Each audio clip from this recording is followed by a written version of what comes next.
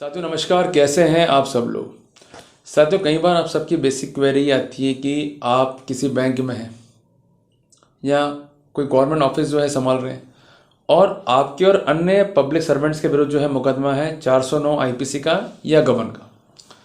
Police ने जो है जांच करी, मामले में जो है लगा दी एफआईआर और कोर्ट ने जो है संबंध कर लिया। तो वहाँ पर अपीयरेंस से पहले एंटिसिपेटरी में जाएं या ना जाएं, रेगुलर बेल में जाएं या ना जाएं, क्वेश्चनिंग में जाएं या ना जाएं, ये एक बेसिक क्वेश्चन है जिसका आंसर बहुत सिंपल है, बट टेक्निकली करना क्या ये मालूम नहीं होता।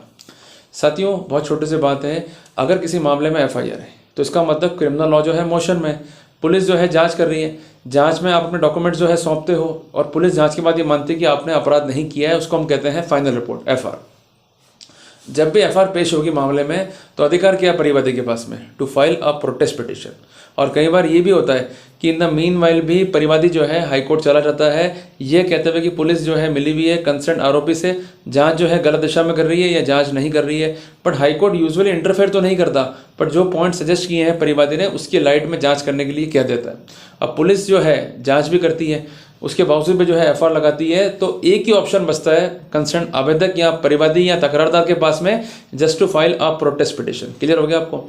प्रोटेस्ट में जो है वो बयान कराता है खुद के, अन्य गवाह के, फिर कोर्ट जो है चूज़ करता है कि आगे बढ़ना है या नहीं बढ़ना। अगर कोर्ट ये चूज़ करता है आगे बढ़ना है तो उसको हम कहते हैं कोर्ट ने मामले का जो है प्रसंज्ञान ले लिया। एक बात ध्यान रखिएगा कि पुराने कानून में व्यवस्था क्या थी कि प्रसंज्ञान के स्टेज पर आरोपी को सुनना आवश्यक नहीं था, पर जो रिसेंट कानून है BNSS उसमें आरोपी को सुनना आवश्यक है प्रसंज्ञान से पहले। तो हमें बहुत बड़ा जो है फायदा वहाँ हो जाता है। तो जो पुराना पैरामीटर था जहाँ कोर्ट ने जो है प्रसंज्ञान ले लिया, तो यूजुअली जो है हमें एडवाइस ये दिया जाता है कि आप जो है जाइए एंटिसिपेटरी के लिए या जाइए क्वेश्चन के लिए। आप चले जाओगे बट जाते समय आपके पास पॉइंट्स क्या हैं, आपकी स्ट्रेटेजी क्या है मालूम होती नहीं है। जल्दबाजी की ड्राफ्टिंग, जल्दबाजी की बहस, रिजल्ट आया 0। क्लियर है।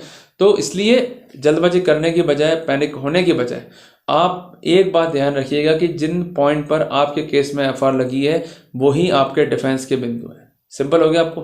तो हमें करना क्या है, सबसे पहले अगर कोई प्रकरण हमारी जानकारी में है तो बिना घबराए सबसे पहले हमें कंसर्न केस की फाइल को जो है कोर्ट से ऑब्टेन करना है। क्लियर है। ये जरूरी इसलिए है क्योंकि अब जो रेमेडी हमें लेनी है वो एंटिसिपेटरी नहीं है, क्वेश्चनिंग नहीं है। वो रेमेडी, सबसे प्रथम रेमेडी जो है वो है प्रिपरेशन ऑफ डिफेंस ब्रीफ। अगर हम वो प्रिपरेशन कर ही नहीं रहे हैं तो हम किसी भी रूप में अग्रिम रेमेडीज के लिए तैयार नहीं है। क्लियर है। डिफेंस ब्रीफ में क्या है, सबसे पहले फाइल को लीजिए, उसको पूरा रीड कीजिए और फाइल को आपको बांटना है उसके बाद 5 सेगमेंट्स में। पहला सेगमेंट है एफआईआर और उसके फैक्ट्स। और एफआईआर इंसेप्शन पे आपके नॉलेज में होती है और उसके कॉन्सिक्वेंटल में आपने उस समय कोई ज्ञापन दिया होता है या कोई डॉक्यूमेंट दिए होते हैं, तो वो ज्ञापन या वो डॉक्यूमेंट जो है आपका बनाएंगे बेस नंबर 2 या पार्ट नंबर 2 इस कार्रवाई का। पार्ट नंबर 3 में क्या आएगा, पुलिस की फाइंडिंग जिसको हम कहेंगे एफआईआर। चौथे पार्ट में क्या आएगा, प्रोटेस्ट। कहीं ये तो नहीं कि कंसर्न परिवादी ने कोर्ट को मिसलीड कर दिया कि ऐसे फैक्ट्स जो एफआईआर में नहीं थे, ऐसे फैक्ट्स जो जांच में नहीं थे, उनको सडनली जो है इंसर्ट कर दिया और मजिस्ट्रेट साहब ने भी उन फैक्ट्स को देखा ही नहीं।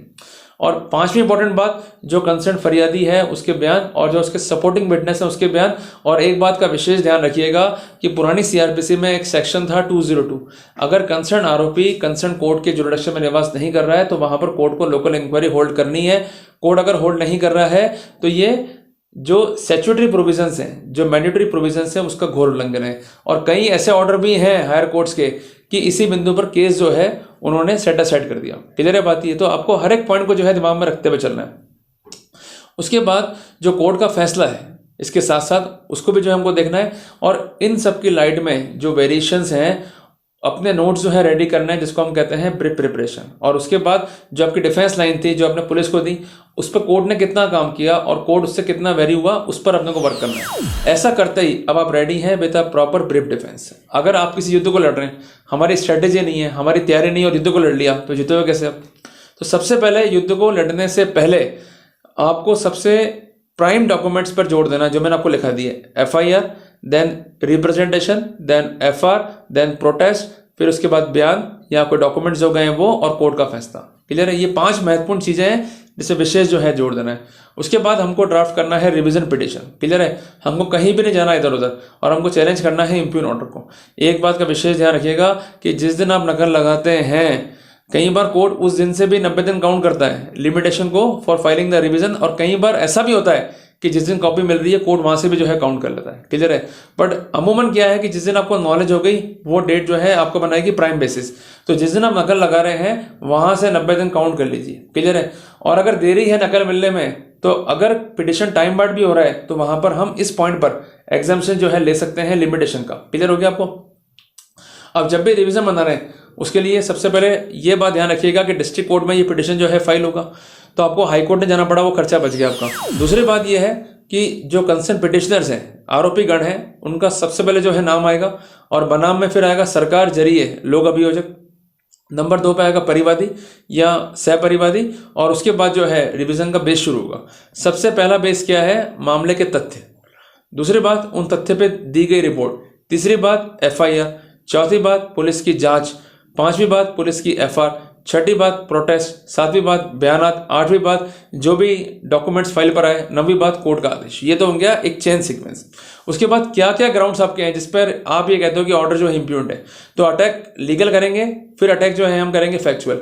कई बार ऐसा होता है कि जो है बैंकिंग के मैटर्स हैं या सिविल डिस्प्यूट्स हैं, पर कोर्ट जो है प्रोसीजर ले लेता है। तो उस सिनेरियो में इस बात का ध्यान रखिएगा कि दीपक गाबा बनाम स्टेट का एक जजमेंट है ऑनरेबल सुप्रीम कोर्ट का, जिसमें स्पष्ट है कि सिविल डिस्प्यूट या ऐसे मामले हैं कि जहां पर सिविल अधिकारों का हनन है, कई बार ऐसा होता है कि आवेदक या फरियादी उनको फौजदारी प्रकरण का रूप देकर कोर्ट को मैनिपुलेट करता हुआ, मिसलीड करता हुआ जो है आगे बढ़ता है। अगर इस तरह के सिनेरियोज दिखाई दे रहे हैं तो वहां पर आपको एक फंडामेंटल पॉइंट जो है ध्यान में रखना है कि जब भी आप ड्राफ्टिंग कर रहे हैं तो ग्राउंड्स को इस स्लाइड में ले जाना है to show to the court that basically it is a civil dispute but apparently it is inter alia converted into a criminal prosecution so that the concerned accused could be extorted. Clear है बात? ये तो जो ये फैसले supreme court से होते हैं, ये सिर्फ फैसले नहीं है, जो गाइडलाइंस होती है इसकी लाइट में जो है ड्राफ्टिंग करनी होती है। इसलिए कहते हैं ड्राफ्टिंग आर्ट है।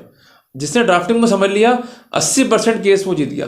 तो आपको ड्राफ्टिंग करते समय इस बिंदु को ध्यान में रखना है अगर इस तरह का मैटर है तो। इसलिए लीगल पॉइंट पर जो भी अटैक कर रहे हैं आप उसको पहले लिखिए, और उसके सपोर्ट में जजमेंट जो है उसको आप केवल नामांकित कीजिए। उनका पूरा जो है ब्यौरा, मीन्स उसमें क्या लेट डाउन हुआ है उसको प्लीडिंग का पार्ट बनाने की जो है अपने को आवश्यकता नहीं है, पर गेस्ट क्या है उसको लिखकर जजमेंट को जो है सपोर्ट कीजिए। उसके बाद ऐसे क्या क्या फैक्ट्स हैं जिसके आधार पर हम ये कहते हैं कि ये सिविल डिस्प्यूट है, उन फैक्ट्स को लिखिए। फिर तीसरी बात कोर्ट के फैसले में एरर्स क्या है उसको लिखिए, और चौथी बात निष्कर्ष क्या है उसको लिखिए। फिर एंड में जाएगी हमारी प्रेयर। तो इस तरह से हमें रेमेडीज को सीख करना है और आगे जो है वर्कआउट करना है। और साथ में जो है लगाइएगा स्टे एप्लीकेशन।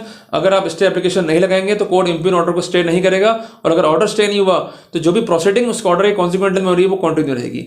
तो हमें एंटिसिपेटरी में नहीं जाना है, हमें क्वेश्चनिंग में नहीं जाना है। सबसे पहले हमें एक डिफेंस ब्रीफ रेडी करना है और उसके बाद रिविजन को तैयार करना है विद स्टे एप्लीकेशन और उसको जो है फाइल करना है।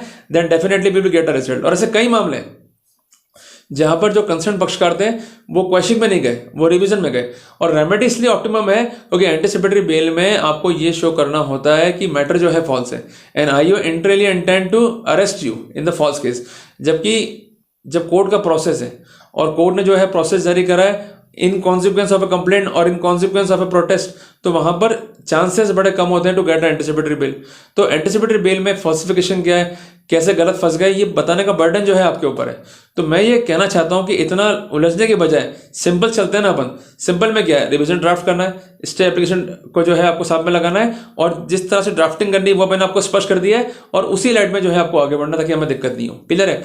तो रेमेडीज हैं, पर जो रेमेडी ऑप्टिमम है जिसके अच्छे रिजल्ट्स हैं वो है रिवीजन। तो जब भी इस तरह का मैटर है कि जहां पर सिविल डिस्प्यूट है, पुलिस ने FIR भी काट दी है, FR भी लगा दी है, कोर्ट ने जो है प्रोटेस्ट प्रोसीजर ले लिया है, आपको तलब कर लिया है, despite of going for a anticipatory bail it is preferred to have a revision petition. Clear है? और डायरेक्टली अगर हम जाएंगे हाई कोर्ट में 482 में भी या 528 BNSS में भी, तो कोर्ट ही कहेगा avail the remedy which is alternative. तो वो रेमेडी वही है रिवीजन। सक्सेस नहीं होता है रिवीजन में, देन वी में go for questioning, but Inception पे हमको रेमेडी सिक्योर करनी है, वो है रिवीजन की। क्लियर हो गया आपको?